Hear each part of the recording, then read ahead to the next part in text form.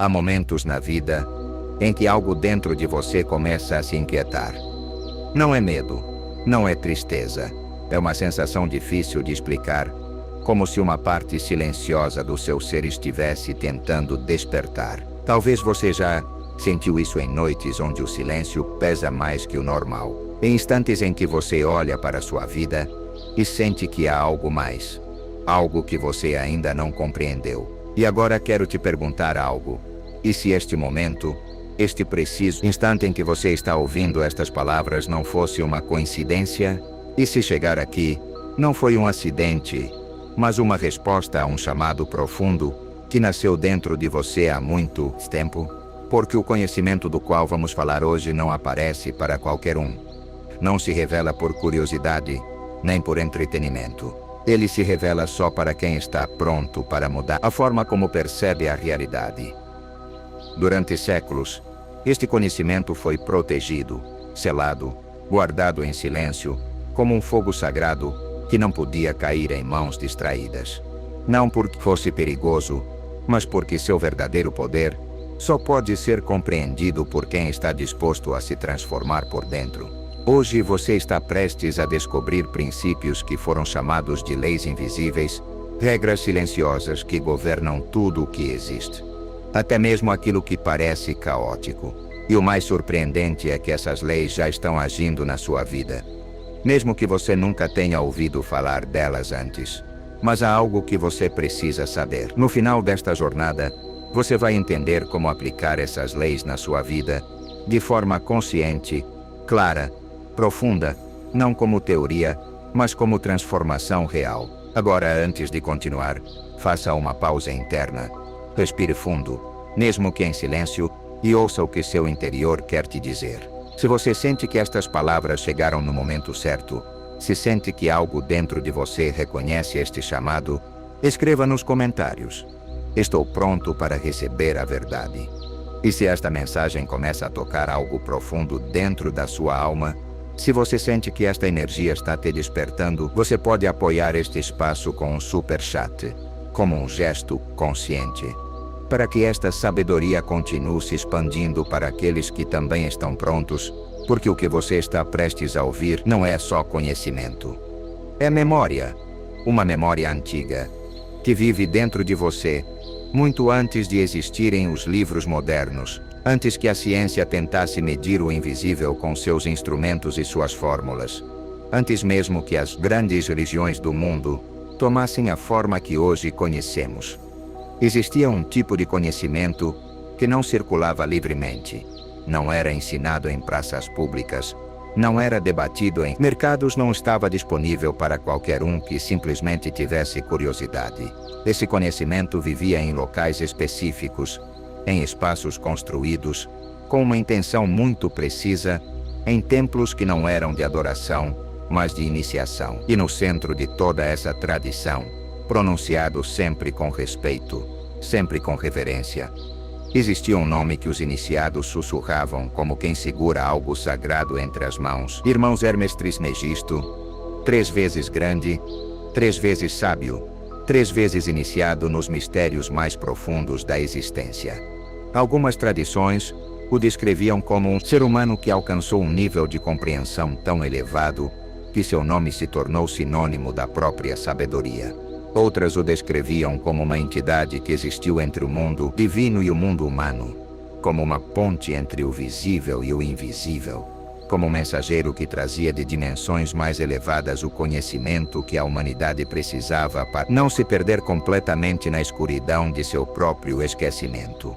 O que todos os relatos têm em comum é isto: seu conhecimento não vinha de livros nem de mestres humanos, vinha da observação direta, profunda e contínua das leis que governam a existência em todos os seus níveis. Hermes não estudou a realidade de fora como quem observa um objeto. Ele a estudou de dentro, como quem entra em comunhão com o que observa até que a distinção entre observador e observado desapareça. E o que ele encontrou nesse estado de comunhão foi algo tão preciso, tão elegante, tão absolutamente coerente, que não podia ser produto da imaginação humana. Era a linguagem do universo, Era o código que sustenta tudo o que existe. Nas terras do Antigo Egito, cercadas de deserto e silêncio, e de um céu noturno tão carregado de estrelas que era impossível olhá-lo, sem sentir algo que não tinha nome. Existiam centros de ensino que a história oficial mal começou a reconhecer. Não eram lugares abertos ao público. Não eram espaços para a devoção coletiva nem para os rituais visíveis que qualquer viajante podia presenciar. Eram espaços de transformação radical. Espaços onde quem entrava como uma pessoa saía sendo algo diferente. Não diferente na aparência, diferente em compreensão. Diferente na maneira de perceber a realidade. Os que ingressavam nesses centros passavam por processos que hoje chamaríamos de iniciações, mas que naquele contexto eram algo mais parecido com uma morte simbólica seguida de um renascimento. Eles eram levados a enfrentar seus medos mais profundos, suas ilusões mais enraizadas, suas certezas mais... E no processo de ver tudo isso desmoronar, eles descobriam algo que nenhum livro poderia ter lhes ensinado. Que por trás da personalidade, por trás da história pessoal, por trás do medo e do apego, havia algo que permanecia intacto. Algo que não podia ser destruído porque nunca havia nascido da mesma forma que o corpo. Esse algo era a consciência pura. E reconhecê-la, não como conceito, mas como experiência direta, era o verdadeiro propósito de todo o ensinamento hermético.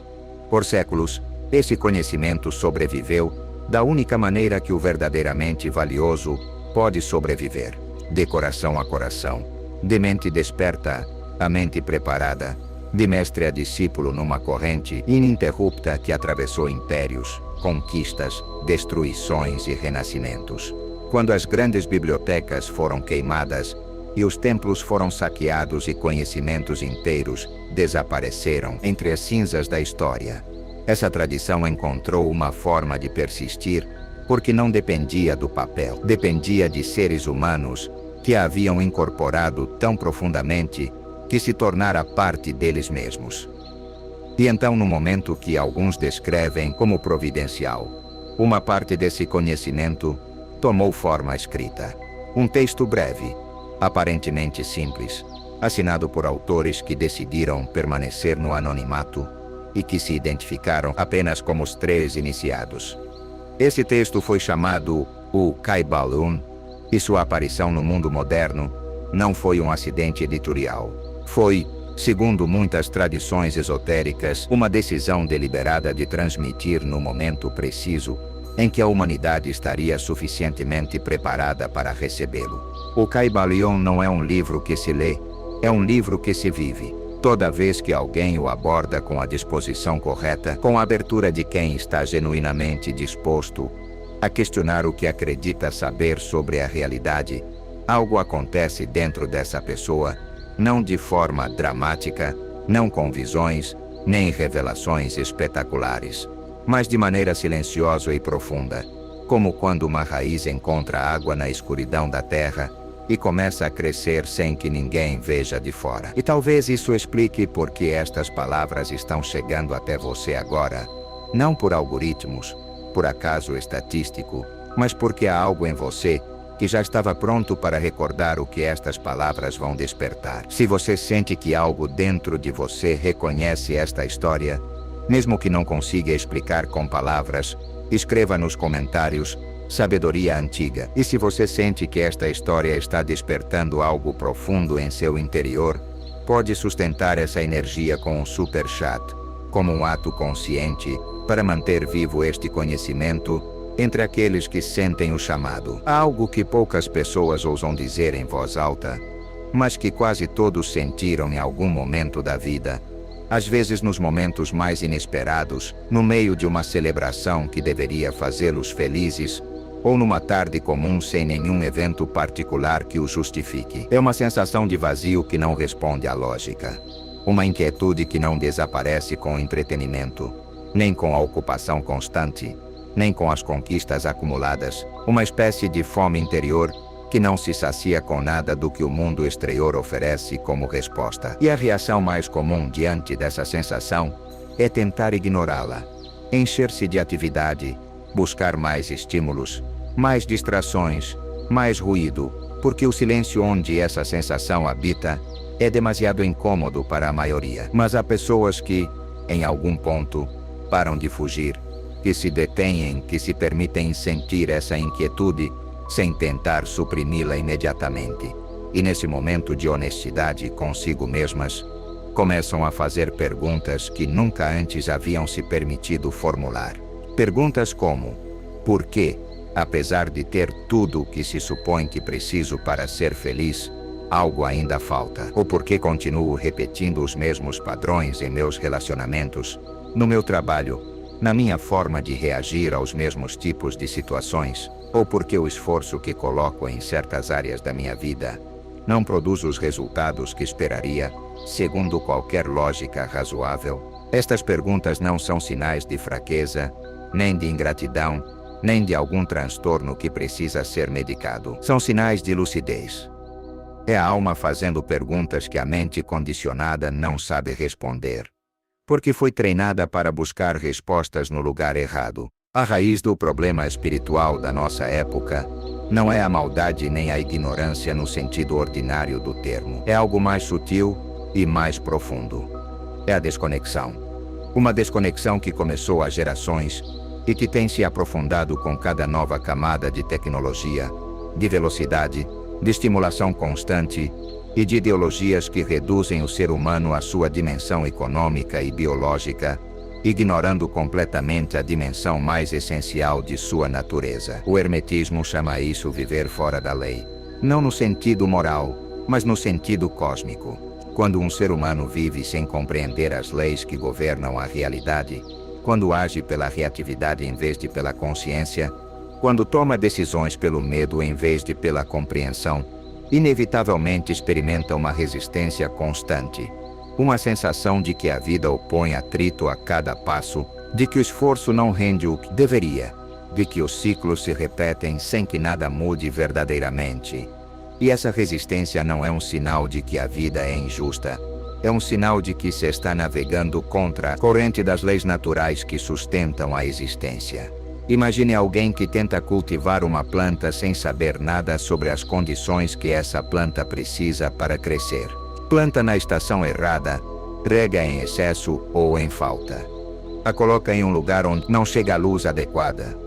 E depois, quando a planta não floresce, conclui que não tem talento para a jardinagem, que não merece ter plantas, que o universo não quer que seja um jardineiro, mas o problema nunca foi o universo. O problema foi a ignorância das leis que governam o crescimento dessa planta. Com a vida humana, acontece exatamente o mesmo. Quando você não compreende as leis que governam a manifestação da realidade, quando não entende como seu estado interno determina o que você percebe e atrai no externo, quando não reconhece os ciclos naturais de expansão e contração que operam em todas as dimensões da existência, você acaba lutando contra forças que não pode vencer porque são maiores que você, não porque sejam inimigas, mas porque são as leis fundamentais da realidade. Ninguém vence uma batalha contra as leis da física. O que você pode fazer, o que as tradições herméticas têm ensinado durante milênios, é aprender a compreender essas leis, a trabalhar com elas, em vez de contra elas, a se tornar alguém que navega conscientemente as correntes da existência, em vez de alguém que é arrastado por elas, sem saber por quê. E esse processo de compreensão, esse passo da ignorância cósmica à consciência operativa, é o que na tradição hermética se chama o caminho do iniciado. Não é um caminho reservado para poucos escolhidos, um caminho disponível para qualquer ser humano que decida dar o primeiro passo. Esse primeiro passo não é dramático, não exige que você renuncie a nada externo, nem adote nenhum estilo de vida particular. O primeiro passo é simplesmente este: reconhecer que existem leis que você não conhece, e que essas leis estão operando na sua vida neste exato momento, com ou sem o seu conhecimento, com ou sem o seu consentimento. Se estas palavras descrevem algo que você sentiu, se já se perguntou por que sua vida parece se mover em ciclos repetidos, comente: Reconheço minha desconexão para curar. E se esta mensagem está dando voz a algo que você sentia há tempos, você pode apoiar este ensinamento com um super chat como uma troca consciente, uma forma de manter viva esta energia de compreensão. Em algum momento do século passado, os físicos que trabalhavam nos laboratórios mais avançados do mundo começaram a se deparar com algo que não conseguiam explicar dentro do arcabouço conceitual que haviam herdado de Newton e Descartes. Descobriram que, em nível subatômico, o comportamento das menores partículas da matéria não obedecia às leis mecânicas que descrevem o comportamento de objetos grandes. Redes. Descobriram que uma partícula podia se comportar como onda, ou como partícula, dependendo se era observada ou não. Descobriram que duas partículas que estiveram em contato podiam permanecer instantaneamente correlacionadas, não importando a distância que as separasse, numa forma de conexão que desafia toda a compreensão ordinária de espaço e tempo. E descobriram algo que se mostrou profundamente perturbador para a mente científica clássica, que o observador não é neutro, que o próprio ato de observar uma partícula modifica seu comportamento, que a consciência do observador é uma variável que não pode ser eliminada do experimento. Os cientistas mais lúcidos, os que tinham a honestidade intelectual de seguir as implicações de suas próprias descobertas até onde levassem, começaram a articular algo que soava mais como filosofia mística do que física pura. Que a consciência não é um produto acidental do cérebro, que a consciência poderia ser a condição prévia que torna possível a existência da realidade material, tal como a experimentamos. Que, em algum nível fundamental, a mente e a matéria não são duas coisas separadas, mas duas expressões de um mesmo princípio. Os mestres herméticos teriam reconhecido imediatamente esta conclusão. A teriam achado familiar, a teriam achado óbvia, porque isso é precisamente o que o primeiro princípio do Kybalion, o princípio do mentalismo, vem afirmando há milênios: o todo é mente, o universo é mental. Esta frase, que à primeira vista pode soar como uma afirmação poética ou metafórica, é na verdade uma declaração técnica sobre a natureza fundamental da realidade. Não diz que o mundo físico não existe. Diz que o mundo físico não é o que parece ser. Diz que a matéria, o espaço, o tempo, as circunstâncias, os eventos, as relações, tudo aquilo que experimentamos como realidade objetiva e externa, tem sua origem em algo que não é físico, tem sua origem na consciência. E se a origem da sua realidade é a consciência, então trabalhar no nível da consciência não é um luxo espiritual nem uma forma de escapismo. É a intervenção mais fundamental, mais direta e mais poderosa que existe para transformar qualquer aspecto da sua experiência de vida. É aqui que muitas pessoas encontram o primeiro obstáculo, porque há uma diferença enorme entre compreender intelectualmente que a realidade começa na mente e experimentar essa compreensão de forma vívida, de modo que mude genuinamente a forma como você percebe sua vida cotidiana. O conhecimento intelectual diz: sim, eu entendo que meus pensamentos influenciam minha realidade. A compreensão vívida faz com que no momento em que você sente medo, ou ressentimento, ou desesperança, algo em você reconheça esse estado não como uma reação inevitável às circunstâncias, mas como uma frequência que você está gerando, e que o universo, seguindo suas próprias leis, inevitavelmente amplifica e reflete de volta na sua experiência. Esta é a diferença entre ler sobre natação e saber nadar. E a única maneira de cruzar essa diferença é através da prática sustentada, através da aplicação consciente desses princípios, nos momentos mais comuns da vida diária, nos momentos de irritação, de impaciência, de medo, dúvida. Nesses momentos, quando a tendência automática é reagir a partir do padrão condicionado, o iniciado faz algo diferente. Ele para, observa, reconhece o estado interno que está sendo gerado a partir dessa observação. Escolhe conscientemente uma frequência diferente. Ele não reprime a emoção, não finge sentir algo que não sente, mas eleva sua consciência a um nível superior, ao lugar do observador, e desse lugar, ele tem acesso a uma liberdade que o reacionário automático nunca conhece. Este é o segredo que o princípio do mentalismo encerra por trás de suas palavras aparentemente simples.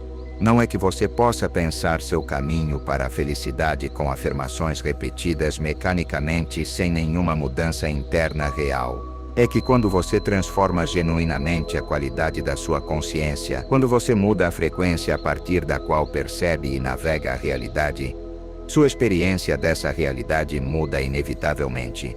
Não como mágica ou lei, mas com a mesma inevitabilidade com que uma semente de girassol produz girassóis e não rosas. A lei é impessoal. Não favorece ninguém. Não castiga ninguém. Ela simplesmente opera com uma coerência absoluta que não faz exceções. E essa coerência, uma vez compreendida, deixa de ser ameaçadora e se torna a base mais sólida sobre a qual qualquer ser humano pode construir uma vida consciente. Se você sente que essa verdade desperta algo em seu interior, se você começa a ver sua vida de uma nova perspectiva, escreva nos comentários: "Minha mente é meu poder criador." E se esta revelação está abrindo uma nova forma de entender sua realidade, você pode apoiar este conhecimento com um super chat, como um ato consciente para manter vivo este ensinamento entre aqueles que buscam despertar. Quando os iniciados herméticos descreviam o universo, não o descreviam com a linguagem do espanto passivo de quem contempla algo incompreensível. Eles o descreviam com a linguagem de alguém que aprendeu a ler um sistema, com a precisão de quem descobriu que por trás do aparente caos da existência há uma estrutura, uma gramática, uma ordem que pode ser compreendida e com a qual se pode aprender a trabalhar de forma consciente. Essa ordem foi condensada em 7 princípios fundamentais, não 7 opiniões filosóficas, não 7 metáforas poéticas, 7 descrições funcionais de como a realidade opera em todos os seus níveis, do mais subatômico ao mais cósmico, do mais material ao mais espiritual. O primeiro princípio é o mentalismo.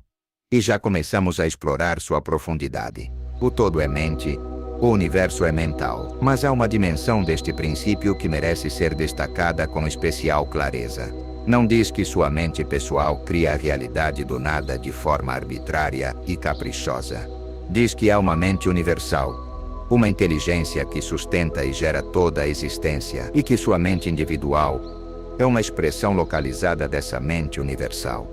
Como uma onda é uma expressão localizada do oceano sem deixar de ser oceano. Isso significa que quando você acessa níveis mais profundos da sua própria mente, quando você vai além do ruído dos pensamentos superficiais e dos condicionamentos acumulados, você se aproxima dessa inteligência universal. E a partir dessa aproximação, a vida começa a fluir de um jeito que na superfície parece milagroso, mas que pela compreensão hermética é perfeitamente lógico.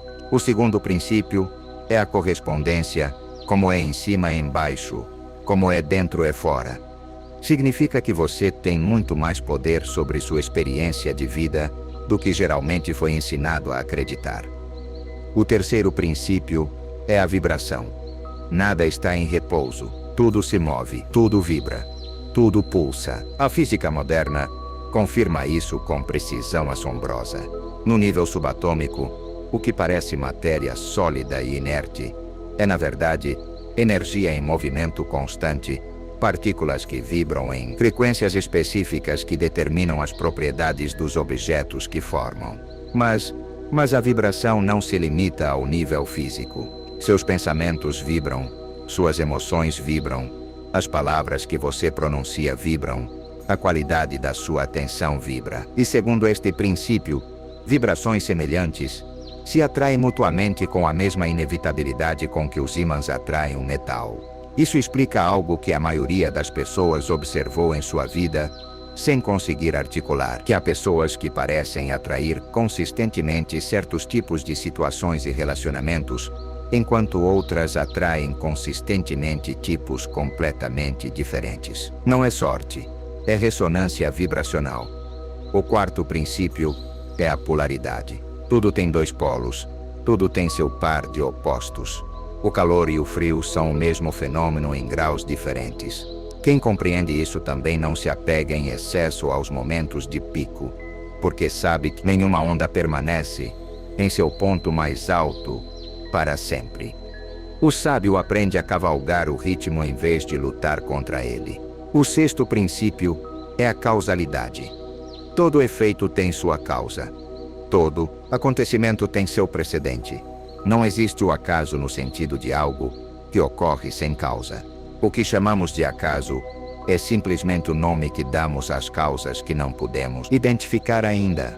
Este princípio elimina pela raiz a posição de vítima, porque estabelece com clareza que tudo o que você experimenta é o resultado de causas que foram semeadas, consciente ou inconscientemente, por você ou por quem te precedeu. E se você é o resultado de causas anteriores, também é a causa de efeitos futuros, o que significa que neste momento, com cada pensamento que escolhe, com cada emoção que sustenta, com cada ação que realiza, está semeando causas cujos efeitos se manifestarão em sua experiência futura. O sétimo princípio é o gênero. Tudo tem seu princípio masculino e seu princípio feminino. Não no sentido biológico, mas no sentido energético. O princípio masculino é a força ativa, a vontade, a direção, o impulso. O princípio feminino é a força receptiva, a intuição, a gestação, a nutrição.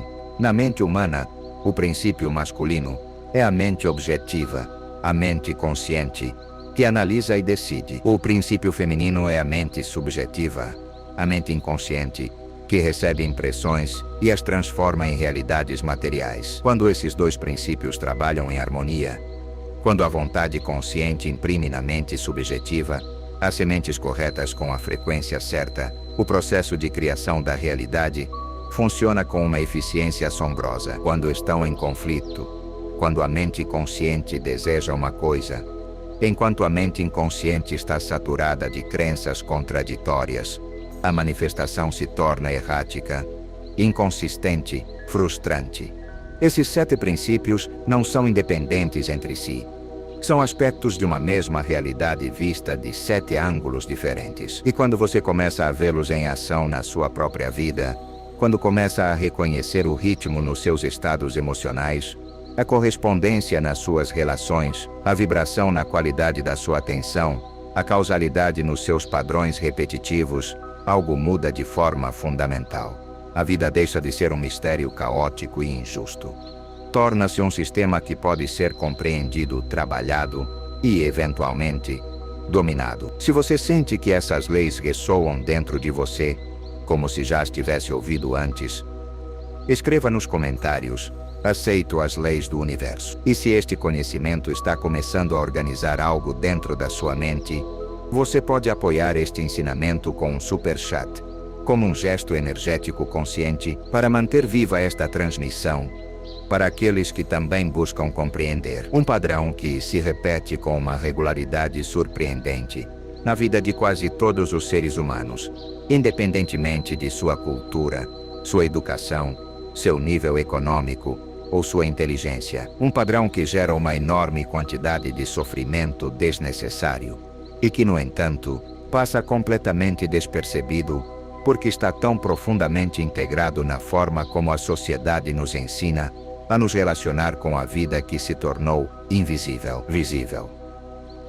Esse padrão é a guerra constante contra o que é a existência permanente ao movimento natural da existência, a crença inconsciente, mas absolutamente generalizada, de que as coisas deveriam ser diferentes do que são, que a vida deveria seguir um curso mais previsível, mais confortável, mais controlável, e que, quando não o faz, algo está fundamentalmente errado.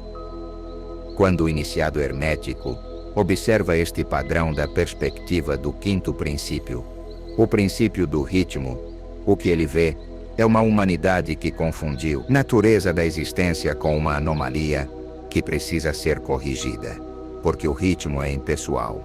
Não se importa se você está preparado para a fase de contração. Não espera sua permissão para mover a maré para dentro. Não para porque você decidiu que este não é um bom momento, para atravessar um período de escuridão, ou de pausa, ou de aparente retrocesso. O ritmo simplesmente se move. E quando você resiste a esse movimento, quando você tenta forçar as coisas a permanecerem na fase de expansão, quando o ritmo está chamando a contração, o resultado inevitável é o sofrimento. Não porque o universo queira te fazer sofrer, mas porque você está usando sua energia vital para lutar contra uma força infinitamente maior que você. É exatamente tão ineficiente quanto tentar deter a maré com as mãos. A energia gasta nessa resistência, a energia que não pode ser usada para navegar o ciclo com inteligência. E há algo ainda mais sutil e mais devastador nesse erro. A resistência ao ritmo não só gera sofrimento nos momentos difíceis, como também contamina os momentos bons, porque quem vive em resistência constante não consegue desfrutar plenamente dos períodos de expansão, pois está ocupado demais temendo que eles terminem. Está focado demais em se agarrar ao que tem, em garantir que não se vá, em construir muros ao redor do seu bem-estar atual para protegê-lo da próxima fase de contração, que inevitavelmente chegará. E essa ansiedade antecipatória transforma os momentos de graça em fontes adicionais de tensão, em vez de fontes de recuperação e gozo genuíno. A tradição hermética ensina algo que vai completamente contra o instinto condicionado da mente comum, que a saúde psíquica e espiritual de um ser humano não se mede pela sua capacidade de permanecer sempre no topo, mas pela sua capacidade de fluir conscientemente através de todos os estados do ciclo, pela sua capacidade de estar completamente presente na expansão sem se apegar, pela sua capacidade de atravessar a contração sem se identificar com ela como se fosse uma condenação permanente, pela sua capacidade de reconhecer, em cada fase do ritmo, incluindo as mais escuras e as mais dolorosas, a semente do que está para emergir. Há uma imagem que os mestres Zen utilizam para descrever este estado de fluidez consciente com os ciclos da existência. A imagem da lua refletida na água. Quando o vento agita a superfície do lago, a imagem da lua se fragmenta, se distorce, parece desaparecer. Mas a lua não mudou. O lago não deixou de ser lago. Só a superfície se agitou temporariamente. E quando o vento se acalma, a imagem volta intacta. O ser humano que compreendeu o princípio do ritmo. E como esse lago pode ser agitado pelos ventos das circunstâncias, pode passar por tempestades que distorcem temporariamente a imagem de paz e clareza que carrega dentro. Mas em sua profundidade, nesse nível mais profundo que o agitar da superfície não pode alcançar, há algo que permanece. Algo que sabe que a tempestade vai passar. Algo que não confunde a agitação temporária com a realidade permanente.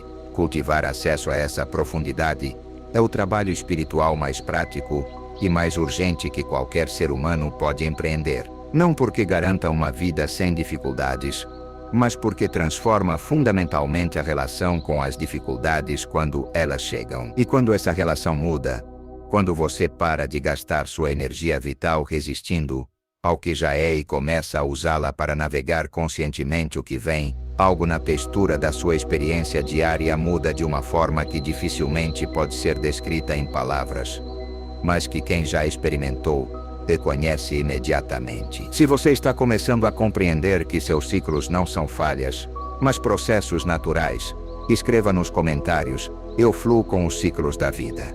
E se essa compreensão está trazendo calma ao seu interior, você pode apoiar este espaço com um super chat, um gesto consciente, para que esta mensagem continue alcançando aqueles que ainda acreditam que estão falhando, crescendo quando na verdade estão crescendo.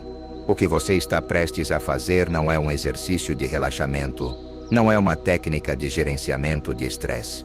É algo que os iniciados herméticos da antiguidade compreendiam com uma clareza que a psicologia moderna mal está começando a articular com sua própria linguagem. Que o ser humano tem a capacidade de imprimir conscientemente novas instruções no nível mais profundo de sua mente, e que essas instruções, quando são sustentadas com suficiente coerência e clareza, inevitavelmente geram novas causas que produzem novos efeitos na realidade experimentada. Este é o fundamento do que as tradições herméticas Chamavam a arte da transmutação mental. E a prática que você vai aprender agora não requer nenhum elemento externo. Não requer velas, nem cristais, nem posturas específicas, nem nenhum ambiente cerimonial. Requer unicamente sua presença genuína e sua disposição para levar sua atenção para dentro com uma intenção clara. O primeiro passo é parar o movimento automático da mente comum. Não suprimi-lo, não forçá-lo a parar, mas criar um espaço interno de pausa deliberada. Imagine que você é o diretor de um filme que durante toda a sua vida tem sido filmado sozinho, sem diretor, a câmera seguindo os atores de forma reativa.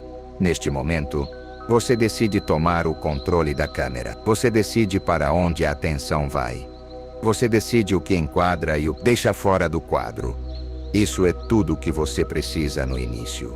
Apenas essa decisão de ser o diretor, em vez de ser arrastado pelo fluxo automático.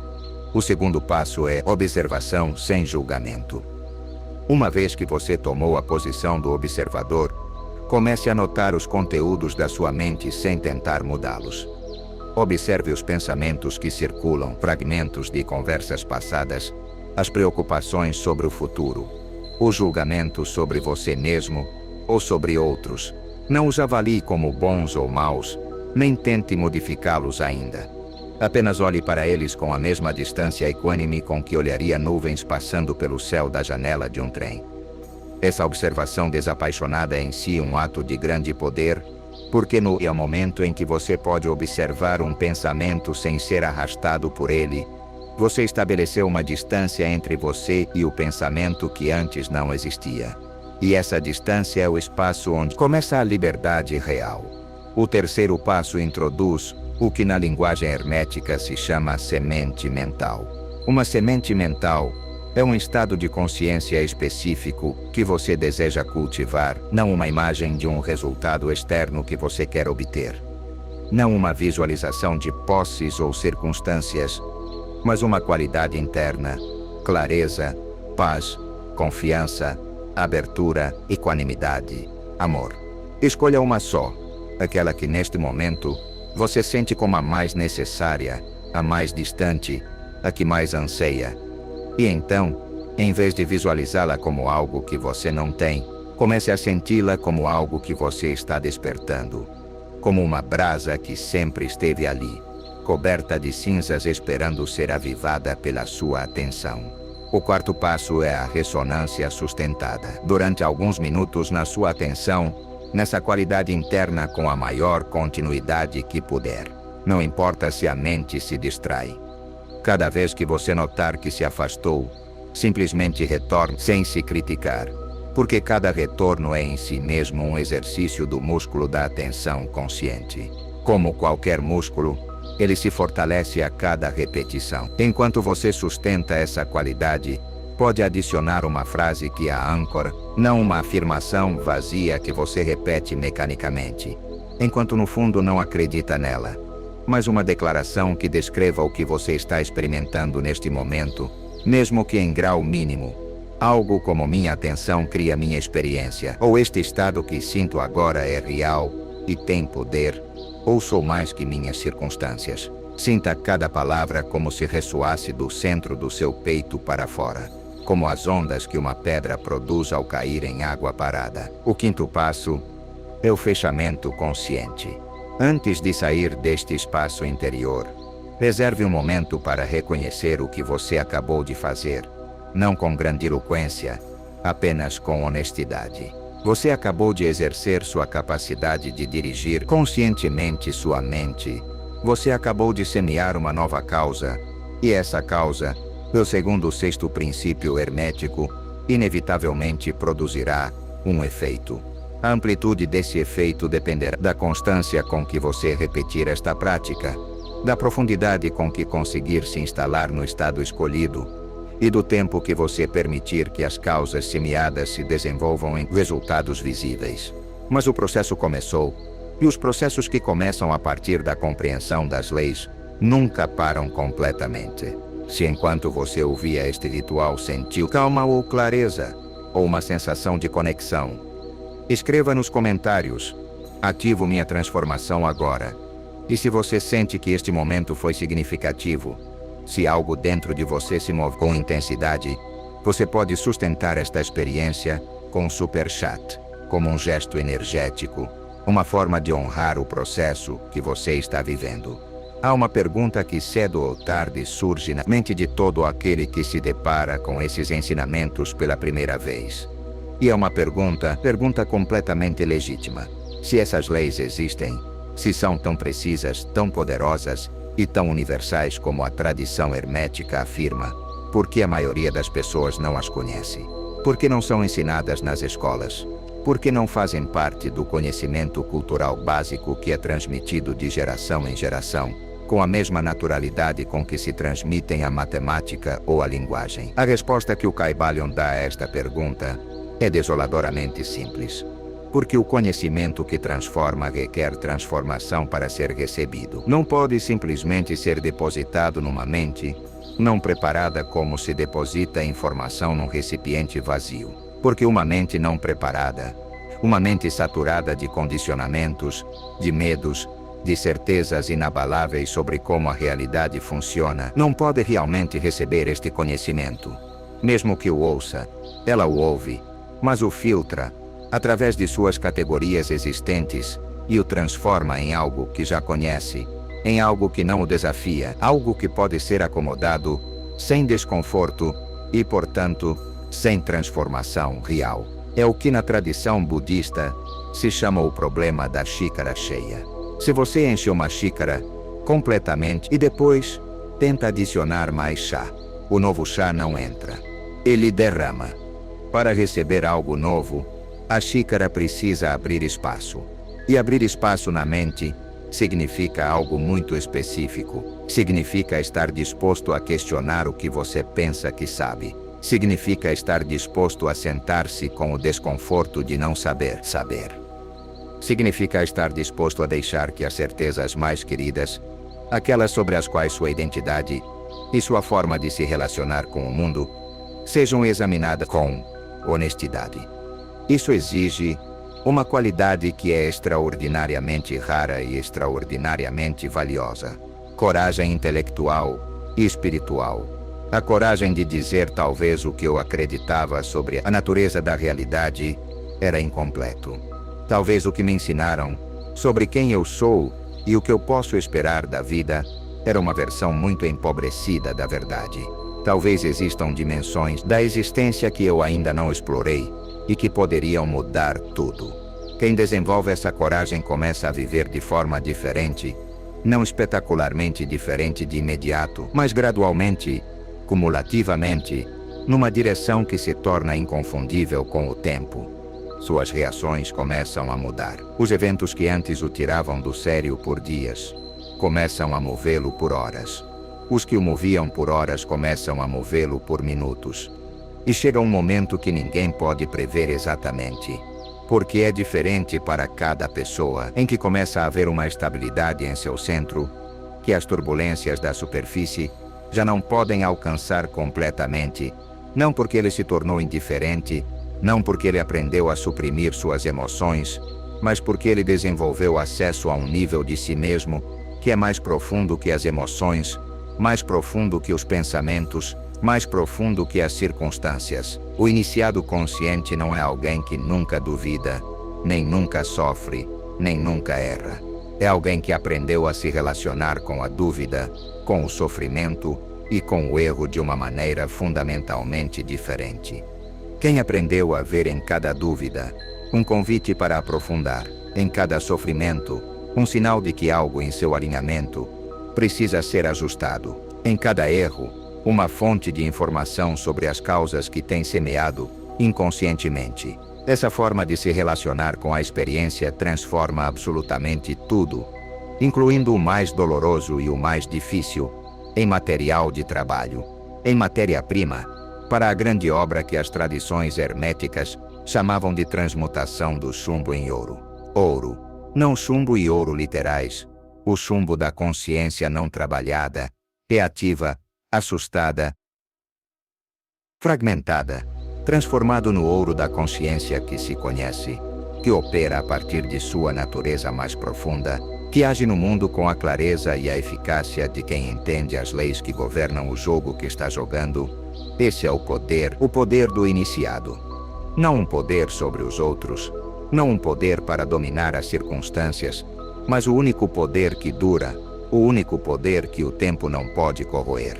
O poder de se conhecer com profundidade suficiente para agir a partir dessa profundidade, em vez de agir da superfície reativa. Esse poder está disponível para qualquer ser humano que decida buscá-lo com a seriedade e a constância que merece. Não amanhã. Não quando as circunstâncias forem mais favoráveis. Agora mesmo. Exatamente onde você está.